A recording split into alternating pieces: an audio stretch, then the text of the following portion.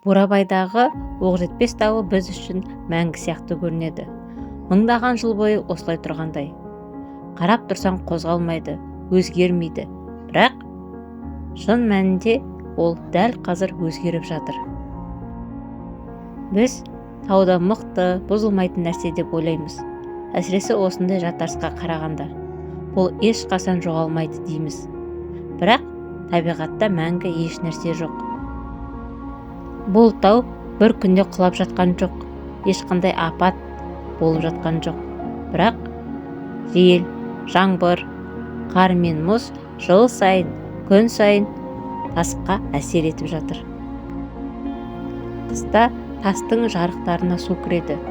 Көктемде ол су мұз болып кеңейеді.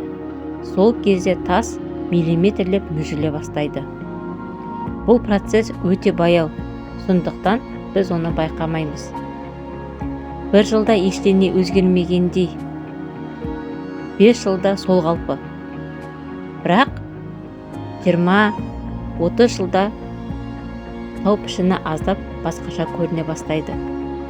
Бұл тақырып көп айтылмайды, себебі бұл қорқынышты жаңалық емес.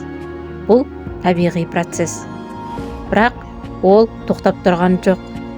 Бәлкім 50 жылдан кейін біз бүгінгі бұл көріністі тек видеодан ғана көрерміз. Сен қалай ойлайсың?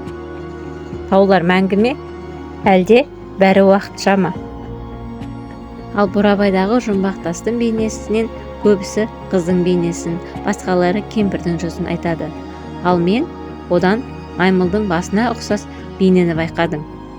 Мүмкін бұл тек менің көзіме солай көрінген шығар. Мүмкін сен мүлдем басқа нәрсе көрген шығарсың. Өйткені жұмбақ тастың құпиясы да осында. Ол әр адамға әртүрлі көрінеді.